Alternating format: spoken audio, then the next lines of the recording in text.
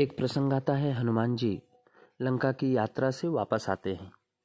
भगवान उन्हें हृदय से लगाकर पूछते हैं कि हनुमान, यात्रा में तुम्हें आने जाने में कुछ अंतर प्रतीत हुआ? आने जाने में, जैसे जाने में कुछ और लगा हो, आने में कुछ और। हनुमान जी ने कहा, जाते समय प्रभु, जाते समय अनेक विघ्न आए।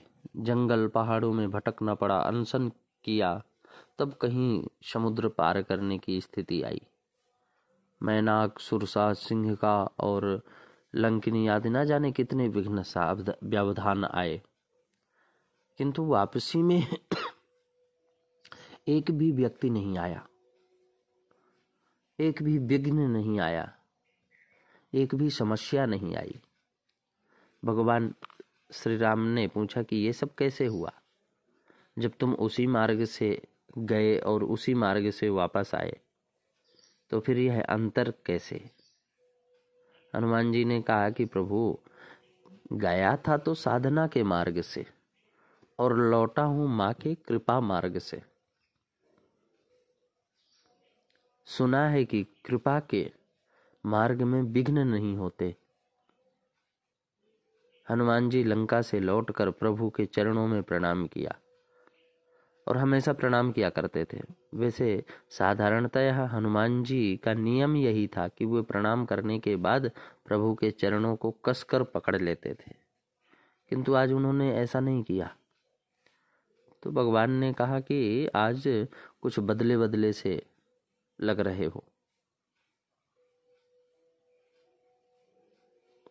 क्योंकि पहले गिरकर चरण पकड़ लेते थे, आज नहीं पकड़ा। उन्होंने कहा, महाराज, माँ ने मुझे आदेश दिया था कि अब तुम्हें पकड़ने की चेष्टा, तुम भगवान के चरणों को पकड़ने की चेष्टा मत करना, वो ही तुम्हें पकड़ेंगे। अब मैं पकड़ने की चेष्टा नहीं करूंगा। इतना सुनकर भगवान मुस्कुराते हुए हनुमान जी को कहा कि तुम धन्य हो, तुम्हारी बुद्धि, तुम्हारा बल, तुम्हारा यश चारों ओर फैले। अंत में भगवान ने हनुमान जी को गले से लगाकर प्रसन्नता व्यक्त की। हम कोई कार्य करते हैं, उसमें विघ्न आती है और स्वाभाविक है, जिस कार्य में विघ्न आएगी ना, वो कार्य संपूर्ण होगा।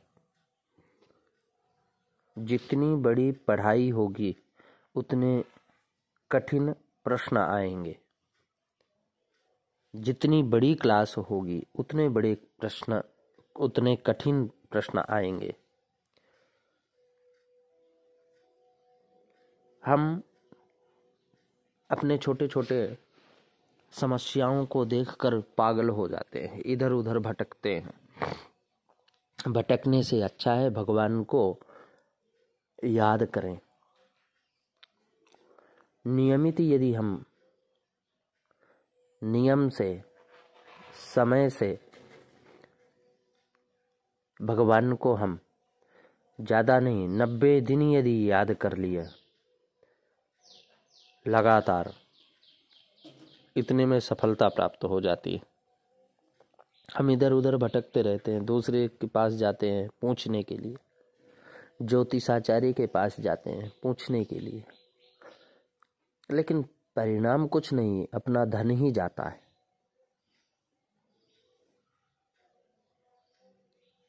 इसलिए जितना हो सके हम बैठ करके डायरेक्ट भगवान से प्रार्थना करें, संतों की कृपा प्राप्त करें, महापुरुषों की वाणी को सुने, महापुरुषों की जीवनी को श्रवण करें,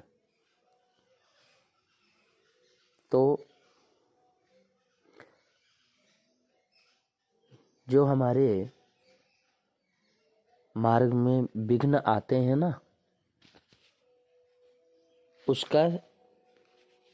उस समस्या का हल अपने आप ही मिल जाता है।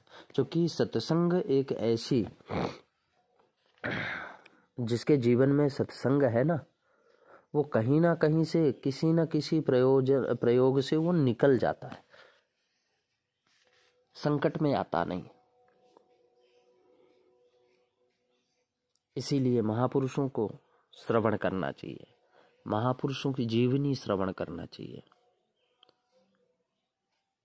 संकट सबके ऊपर आया, ऐसा कोई भी, ना तो महापुरुष ना भगवान, कोई भी ऐसे नहीं है जिनके संकट नहीं आया।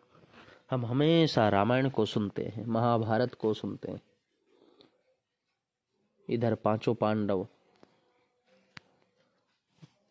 इधर भगवान श्री कृष्ण, जन्म ही जेल में हुआ, माता पिता इतना कष्टमय जीवन व्यतीत किया शादी के बाद।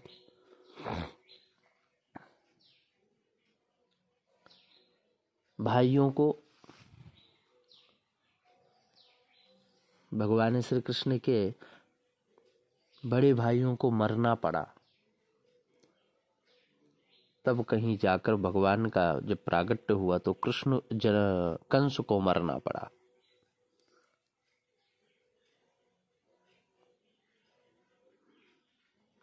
जीवन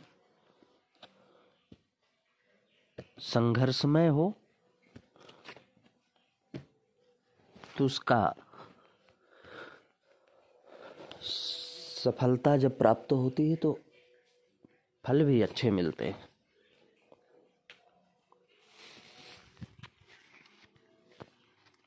हम चाहते हैं कि ऐसे